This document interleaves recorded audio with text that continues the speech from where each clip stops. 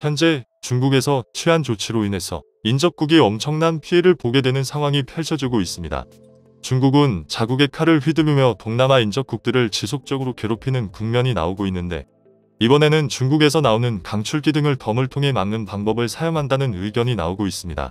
중국 인접국인 다양한 동남아 국가들은 이러한 중국의 움직임에 오랫동안 저항해 온 것으로 알려져 있는데, 이제 중국은 그러한 갈등을 해결하기는커녕 오히려 더 많은 강물들을 막아버리려고 움직이고 있습니다.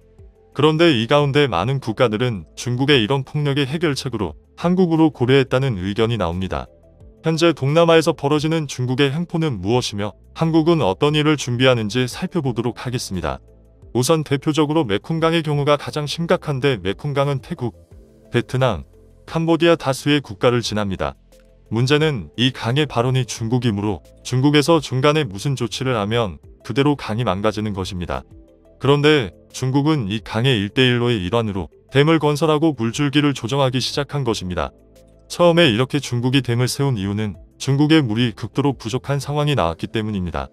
중국은 극심한 물 부족 국가에 속하는데, 최근에 산업화를 비롯해 막대한 농경지에 물을 대는 문제까지 겹쳐서 이미 중국인의 40%가량은 생활용수 등 물 부족에 시달려왔으며, 중국은 물을 주요 자원으로 통제했습니다. 또한 중국의 각종 자원 개발에는 물이 반드시 필요해 더욱더 물을 끌어쓰고 환경까지 파괴하고 있습니다. 이미 2000년대에 들어서 북한 두만강의 경우 중국의 오염수 방류로 5급수 판정을 받고 있습니다. 당시 5급수는 특수 정수 처리 이후에 단순히 공업용수로만 사용이 가능한 극도로 오염된 물인 것입니다. 한국이 통일시 중국과 맞닿으면 두만강과 압록강이 중국에 의해 오염되는 것을 그대로 당해야 하는 것이죠.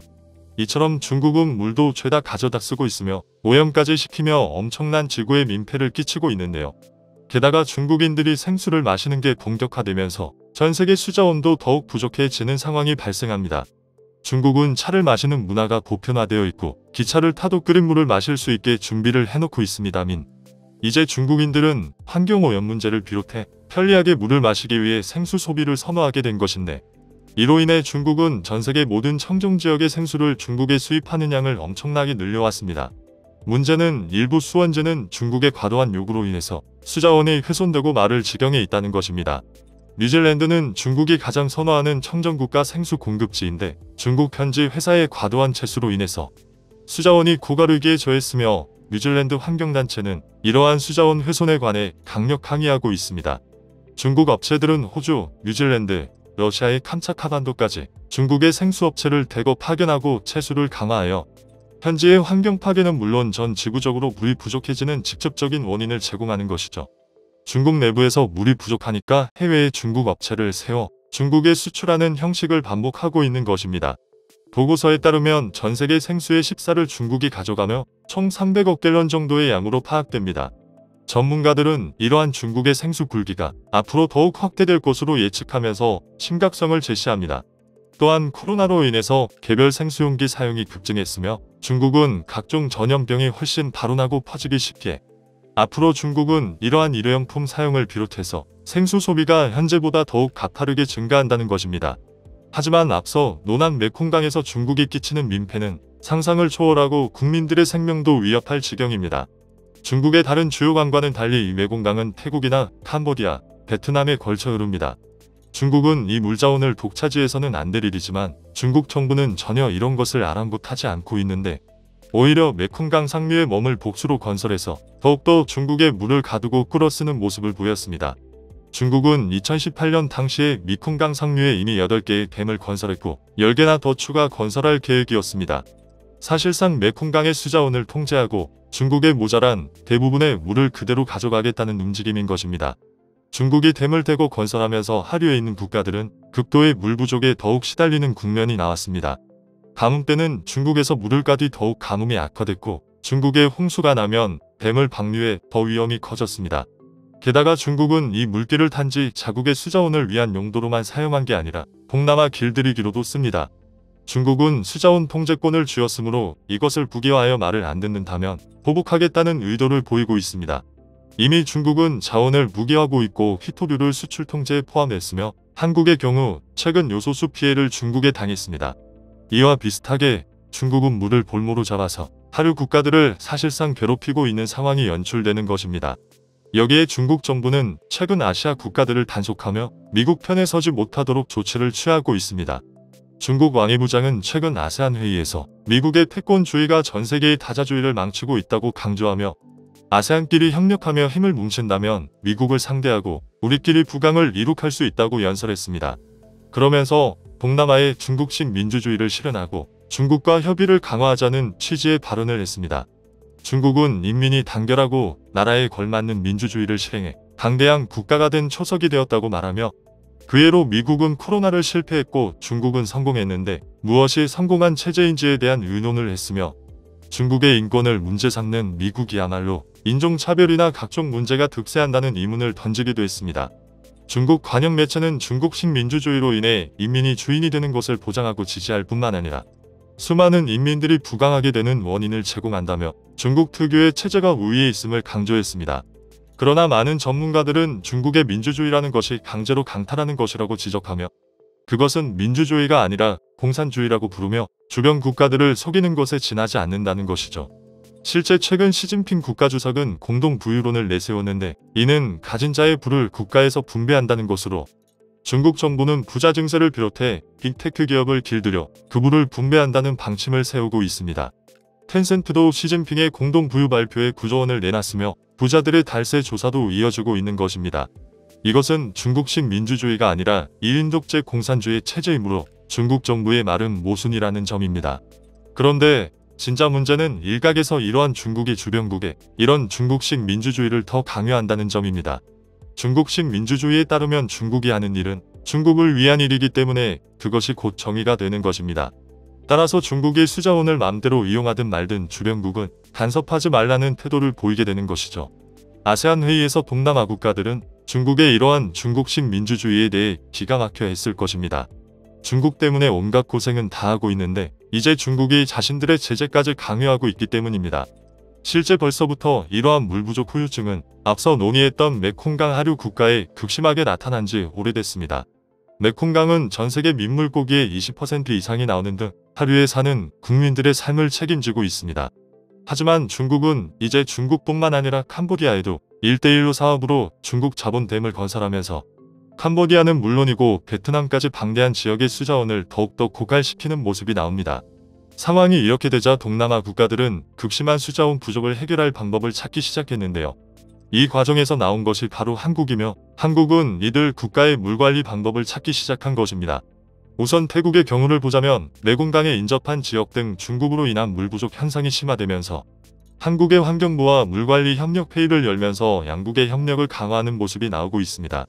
그런데 왜 태국에서 한국의 물관리를 부탁하며 부족한 수자원에 대한 도움을 요청하는지 궁금한데요. 우선 한국 환경부와 수자원공사는 지능형 물관리 사업 등 최첨단 공법을 도입한다는 방침입니다. 태국의 경우는 홍수가 잦기도 한데다가 강과 도시가 매우 밀접하게 연결되어 있습니다.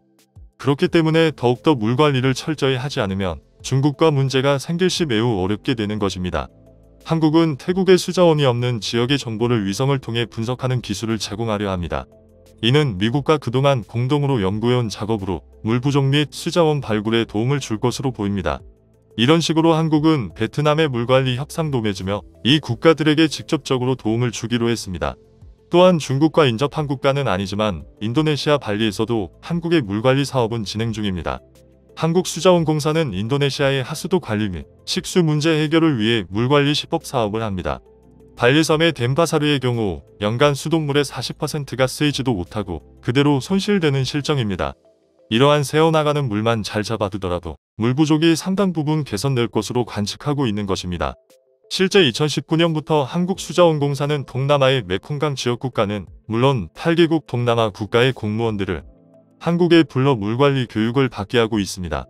이들 국가는 중국과 분쟁으로 시달리긴 하지만 나름 수자원이 풍부한 국가들이기 때문에 다방면으로 자원을 활용하는 노하우를 전수할 계획이며 도시화가 되어감에 따라 오염을 비롯한 상하수도 관리 등 전반에 대한 개선 방안을 교육합니다. 아시아 국가들의 물관리 역량 강화에 기여하도록 한수원의 50년 노하우를 전달하는 것입니다. 물론 이러한 한국식 사업은 기존에 있는 물을 최대한 아끼고 활용하는데 주안점을 두고 있기 때문에 중국에서 메콩강 통제를 개선하지 않는 한 근본적인 해결까지는 진행되기가 매우 어려운 것으로 보입니다. 한국은 현재 위치에서 각 국가들이 해결할 수 있는 최고의 솔루션까지 제공하는 것뿐이기 때문이죠. 그러나 이러한 움직임에서 벌써 많은 동남아 국가가 한국과 중국을 분명하게 구분하기 시작한 것입니다. 한국과는 협력을 하려 하지만 중국 자본은 경계하며 파키스탄 등지에서는 폭동까지 일어나는 이유입니다. 이는 한국이 돕는 국가이기 때문으로 한국 정부는 신남방 정책을 통해 상호 성장을 도모하기 때문입니다.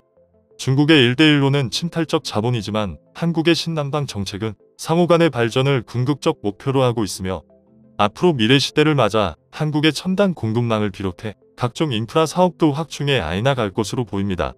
이와 같이 중국은 현재 동남아의 물줄기를 붙들고 많은 나라들의 식수원을 크게 위협하고 있습니다만 한국은 이런 나라들의 수자원 개선을 위해서 묵묵하게 현재 상황을 지원하고 있습니다. 이러한 한국의 정신이 추후에는 중국을 밀어내고 많은 나라들과 협력할 계기가 될 것으로 보입니다.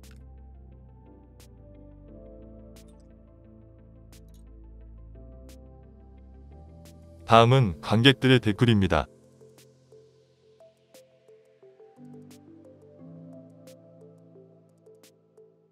선한 영향력의 실천. 과연 어느 나라가 이런 행동을 하는가? 대한민국 외에는 듣도 보도 못했다. 대한민국이라야 가능하다. 진짜 우리나라가 섬나라가 되는 한이 있어도 중국은 세상에서 없어졌으면 좋겠다. 옆에 일본도. 좀 믿어지지 않는 것은 중국과 파키스탄은 서로가 꿀같은 관계라고 했습니다. 예전 비정상회담에서도 나왔지요. 근데 중국이 워낙 아름다운 짓거리들을 하다 보니 역시 중국은 착해지는 게 인류와 지구를 위해서 답이라고 봅니다. 우리는 반드시 만주와 허베이 산동을 수복해야 하고 내몽골과 신장 티벳을 도모하여 악에서 신음하는 중국의 소수민족과 동남아시아를 구해야 할 것이다. 중국은 인구를 10분의 1로 줄이던지 전세계 합심해서 50개 나라로 쪼개던지 해야 한. 미국이 왜 한국을 밀어주는지 보면 답이 나오지. 중국이 저러고 자빠졌으니 한국이 잘 커야 미국도 부강하고 중국을 때려눕히지. 에요, 세계 최대민 패국 2위가 다 주위에 있다니. 정말 아이러니가 아닐 수 없다. 지긋지긋한 민폐이국 반드시 응징을 해야 한다. 이제부터 공산주의와 싸우지 말고 기망주의와 싸우자. 거짓과 기망선동을 하는 자는 이제부터 기망주의라고 하고 선전선동하는 기망주의가 위험하다는 것을 공표하여 공산주의 사상에 물들어 기망과 선동을 일삼는 자들을 경계하는 법을 만들자. 중국은 북한이 열리면 자원을 퍼갈 수 있게 이미 길이며 통로 다 만들어뒀다더군요. 도와주는 척하지만 지네들 거라고 다짐해둔 거죠. 존재 자체가 폐악이다. 누군가를 찝어서 싫어한다는 게 좋은 일이 아니라는 건 알지만 윗동네 마적단이랑 아랫동네 정신병자는 진짜 징글징글한. 모든 국가는 중국에게 수자원 수출 금지를 해야 할 것으로 보인다. 좀 착하게 살면 안 되나 가면 갈수록 누가 진짜 악마인지 보여주기만 하네. 국민이 정치에 관심을 두지 않을 때 우리 중 가장 취약계층이 맨 먼저 고통을 받는다.